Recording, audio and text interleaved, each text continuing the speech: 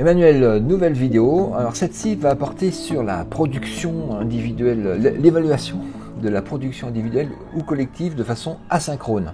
C'est-à-dire que les enseignants et les étudiants ne sont pas en même temps devant leur ordinateur. Exactement. Dans cette modalité, en fait, on va proposer que les étudiants puissent travailler sur un sujet qui aura été proposé par l'enseignant et que l'étudiant puisse avoir suffisamment de temps pour le préparer. Donc là, il y a un défi quand même qui va être ici, ça va être de calibrer le temps à disposition pour réaliser cette épreuve. On n'est plus en période d'examen, donc on n'a pas forcément 2 ou 3 heures de prévu pour la production de l'étudiant, mais on va devoir quand même calibrer ce temps pour éviter que l'étudiant se retrouve en grosse surcharge de travail. On se rend compte dans les dernières semaines en fait, que les étudiants ont eu beaucoup plus de travail à réaliser pour l'enseignement à distance que pour un enseignement en présentiel. Et il ne faudrait pas que l'évaluation rajoute encore une couche supplémentaire à cette surcharge de travail.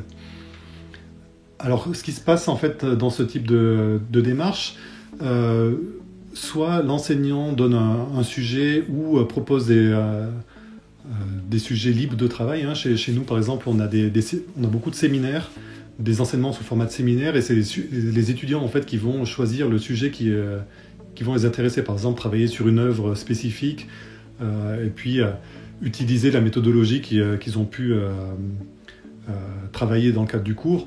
Et ils vont devoir faire preuve de l'utilisation de cette méthodologie appliquée à une œuvre spécifique. Mais c'est eux qui vont choisir leur sujet d'étude.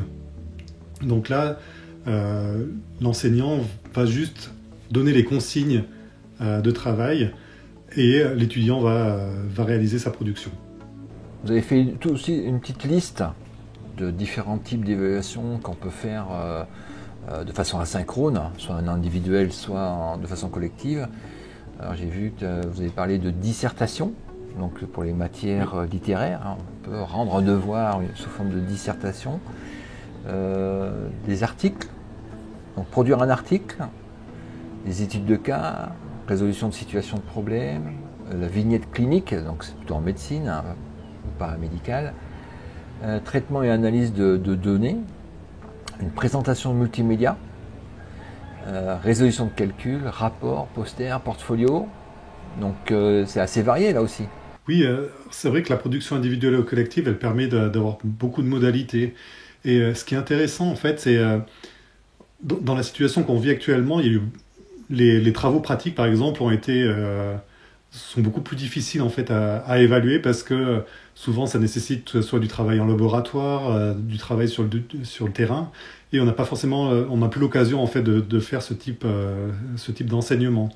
Par contre, ce qui est intéressant, c'est qu'on peut fournir aux étudiants un set de données.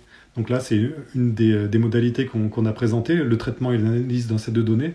Donc on ne va pas évaluer du coup les étudiants sur leur capacité à manipuler des éléments en laboratoire. Par contre, on peut évaluer davantage leur capacité à analyser ces données et à travailler sur ces informations-là. Donc là, on voit des thématiques assez variées, voire la présentation multimédia aussi. Hein. On peut demander aux étudiants, plutôt que de produire un document écrit, de leur demander de produire un document multimédia dans lequel ils vont présenter une situation, une analyse. On peut même imaginer on mixe en fait certaines modalités qui sont présentées ici. Par exemple, on leur propose une étude de cas. Ils vont travailler sur cette étude de cas et puis ce qu'on va leur demander, c'est d'expliquer à l'oral cette étude de cas. Et donc, ils vont pouvoir se filmer en utilisant les outils qu'ils ont l'habitude d'utiliser, Skype, Zoom, Webex, en fonction de ce qui a été mis à disposition dans leur institution. Alors, moi, je donne une petite consigne aussi, c'est bien délimiter le temps, parce que souvent, si on donne, au début, moi, j'avais fait ces erreurs de ne pas donner trop de temps pour d'estimer le temps, et je sais qu'il y a des étudiants qui ont passé énormément des jours et nuits sur des travaux que je leur ai demandé qui étaient évalués, sur la production multimédia par exemple, sur le workflow en entreprise, de décision d'information. J'ai des étudiants qui avaient passé des semaines entières, jour et nuit, à présenter quelque chose en 3D, les entrepreneurs. Enfin, ils étaient partis dans un gros délire.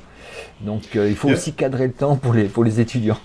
C'est ça, il y a cadré le temps et puis je pense que c'est important aussi de bien clarifier les critères d'évaluation. Alors c'est des choses qu'on a tendance à peu faire en fait lorsqu'on travaille avec des productions. Alors, on va souvent donner les barèmes, on va donner les informations sur les points que certaines parties du texte peut apporter. Par contre, on ne va pas clarifier soit les critères d'évaluation, soit même rarement leur proposer une grille critériée. Donc là, c'est une grille où on va indiquer les différents critères. Par exemple, sur une dissertation, ce qu'on veut, c'est qu'il y ait par exemple, un critère au niveau de la qualité de l'argumentation. Et après, on va définir les niveaux de performance. Qu'est-ce qu'on attend comme performance pour pouvoir dire que l'argumentation elle est de qualité. Et donc là, c'est à l'enseignant de définir ses attentes. Et ça vaut le coup de donner ces informations à l'étudiant parce que ça va guider aussi sa production. Alors, c'est pas donner les réponses, hein, parce que là, on donne juste le grand cadre, mais ça permet de guider l'étudiant et de clarifier les attentes.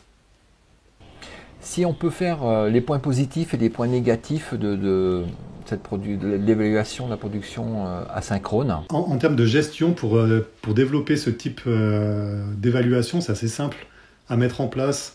Il suffit de bien délimiter, comme tu disais, hein, le temps, donner les consignes, clarifier les consignes. Pour trouver le sujet, c'est pas forcément complexe.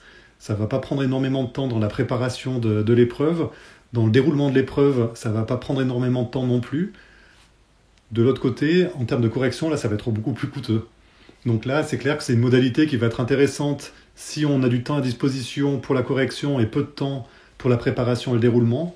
Donc ça reprend un peu les points qu'on avait mentionnés dans la première vidéo.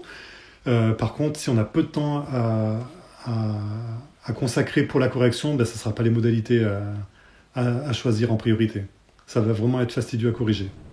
Moi, j'avais une petite astuce sur des rendus de documents multimédia. Je demandais à mes étudiants de me faire ça sous forme de Pechakucha. Donc, vous avez 20 slides. Le Pechakucha, c'est 20 slides et 20 secondes par slide. Donc, ça me faisait une production de 6 minutes 40 à voir par étudiant. Voilà, c'était cadré. Hein.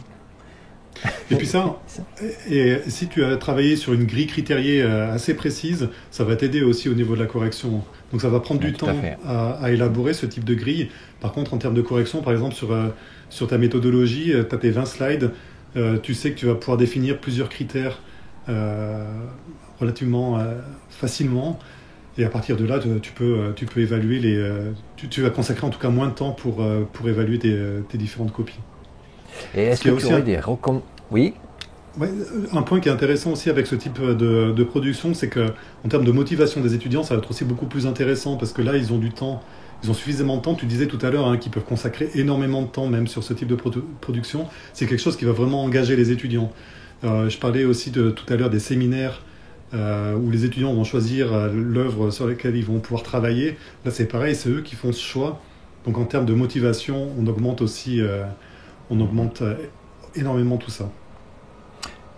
Ok. Est-ce que tu aurais des recommandations à faire sur la mise en place de ce type d'évaluation asynchrone? Là, on est sur des productions qui peuvent s'étaler assez sur une grande période. On peut imaginer avoir un travail où on donne les consignes à la 4e ou 5e semaine du semestre pour un rendu à la 10e semaine, par exemple. Ce qui vaut le coup, c'est de donner du feedback sur des rendus intermédiaires. Ça va pouvoir permettre de réduire le stress des étudiants, de les réorienter aussi s'ils font fausse route. C'est pas forcément un feedback qui va compter dans l'évaluation, mais c'est vraiment un feedback formatif pour qu'ils puissent, eux, vérifier que ce qu'ils sont en train de produire est bien aligné avec les attentes de l'enseignant. Donc ça renforce aussi avec ce qu'on disait sur les critères, on renforce ces éléments. D'autres recommandations, c'est comme on est sur les productions écrites, on peut travailler sur les outils de détection de plagiat.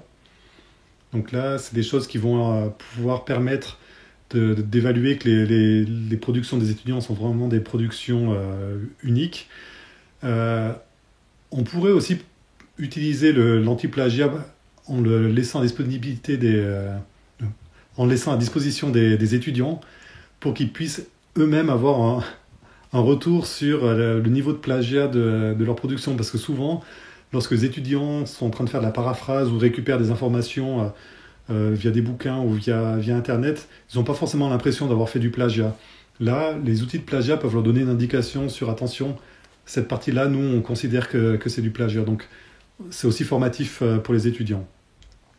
Un autre point qui est intéressant, c'est que ça, c'est un outil qui va permettre de tester des niveaux d'analyse, de compréhension, d'application de la connaissance. Ça peut valoir le coup de combiner avec des épreuves un peu plus, on va dire, basiques, comme des quiz, qui vont permettre d'évaluer des niveaux de connaissance. Ça ne sert à rien d'évaluer des niveaux élevés de compréhension, d'analyse, si les étudiants n'ont pas acquis les connaissances de base.